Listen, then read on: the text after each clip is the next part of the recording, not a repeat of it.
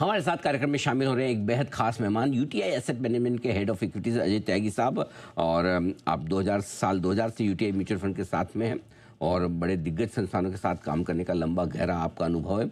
और आपने क्वालिफिकेशन के बेसिस पे मास्टर्स की डिग्री हासिल की है फाइनेंस में यूनिवर्सिटी ऑफ दिल्ली से।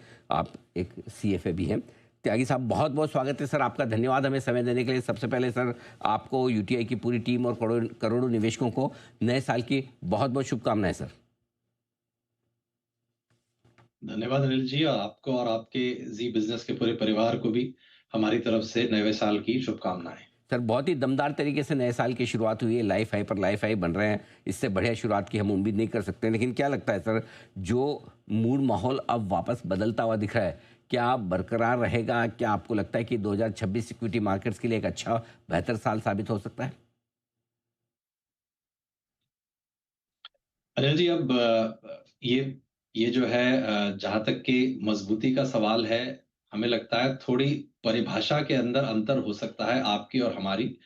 हमारी परिभाषा में साल का मजबूत होना मेरे हिसाब से जरूरी नहीं है किसी निवेशक के लिए। जो जरूरी चीज रहती है वो हमेशा ये रहती है कि देखिए, आप नियमित तरीके से निवेश बाजारों में कर रहे हैं या नहीं।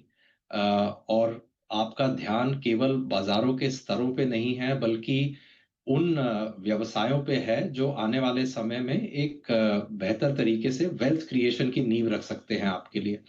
तो अगर आप उस संदर्भ में देखें तो मुझे लगता है 2025 की तरह से ही बहुत एक जबरदस्त साल रहेगा। भारत की अर्थव्यवस्था इस वक्त मजबूत है। हम उन देशों में से हैं जो 6 और 7% की दर से आगे बढ़ रहे हैं।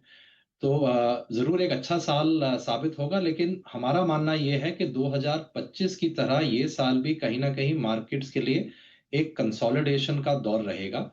खास करके मिड और स्मॉल कैप्स में हमें लगता है कि कंसोलिडेशन जारी रहेगी जी। आता है नियमित रूप से निवेश करना ये ज़्यादा ज़रूरी है, और अगर वैसा रहेगा तो आपके लिए पैसे तो बन ही जाएंगे। दो तीन चीज़ें हैं जिस पर बाजार की नज़र है। सबसे पहले सर, अर्निंग्स ग्रोथ, क्योंकि पिछले साल ये बड़ी चिंता रही कि कंपनियों की कमाई कब बढ़ेगी, कितनी बढ़ेगी। क्या आपको लगता है कि ये साल उस लिहाज से बेहतर होगा? कैसे देखते हैं आप? जी अनिल जी, यहाँ पे जरूर हमारा जो एक हमारे विचार है वो यही है कि जो अर्निंग्स ग्रोथ है 2024 और 2025 के मुकाबले आने वाले साल में जरूर मजबूत रहेगी। अगर मैं फाइनेंशियल ईयर की तौर पे बात करूं तो 2026 वित्त वर्ष के मुकाबले 2027 बेहतर साल रहेगा। इसके कई कारण हैं। एक तो यही है कि देखिए, अर्निंग्स अपने आप में एक साइकिल फॉलो करते हैं। मजबूत सालों के बाद कहीं ना कहीं कुछ सालों के लिए कमजोरी देखी जाती है, और कमजोर सालों के बाद कुछ मजबूती देखी जाती है।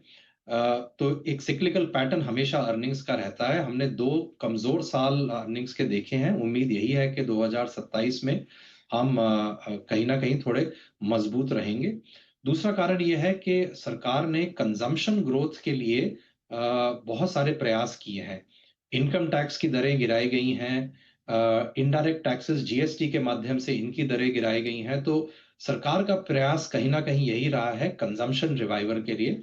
और जैसे कि आप जानते हैं, हमारी जो अर्थव्यवस्था है 65 से 70% डोमेस्टिक कंजम्पशन से प्रभावित रहती है। तो अगर कंजम्पशन के ऊपर एक पुश आया है सरकार का, तो कंजम्पशन क्षेत्र को हमारे हिसाब से अच्छा करना चाहिए, जो कि अपने आप में ओवरऑल जीडीपी ग्रोथ को एक पुश प्रदान करेंगे जी।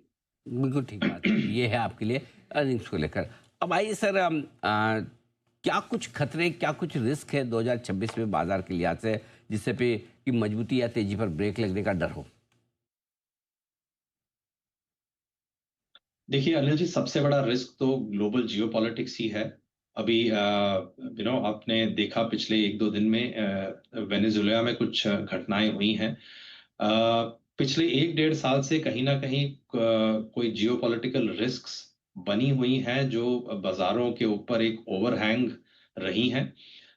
हमारा मानना यही है कि इसको प्रेडिक्ट करना बहुत मुश्किल है, लेकिन अगर आप रिस्क फैक्टर की बात करते हैं, ग्लोबल जियोपॉलिटिक्स, और दूसरी चीज मैं कहना चाहूंगा, हिंदुस्तान और यूएस के बीच में जो ट्रेड ट्रीटी है उसको भी एक शेप लेना चाहिए और वो हमारे सामने स्पष्ट तरीके से आनी चाहिए एंड होपफुली एक फेवरेबल तरीके से आनी चाहिए। जैसा कि आप जानते हैं इस वक़्त हिंदुस्तान के ऊपर दरें बहुत ज़्यादा हैं compared to other emerging markets, तो उम्मीद यही है कि वो दरें नीचे आएँगी।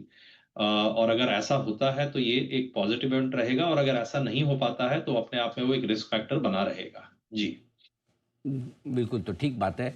ये आपके लिए पूरा एक्शन। अब दूसरी चीज़ जो बाज़ार में निवेश के लिए आते हैं, हर बार जब तेज़ी होती है, कुछ नए सेक्टर्स, नए लीडरशिप होते हैं। त्यागी साहब, क्या लगता है सर आपको, इस बार कहाँ आपको ज़्यादा मौके नज़र आते हैं 2026 में?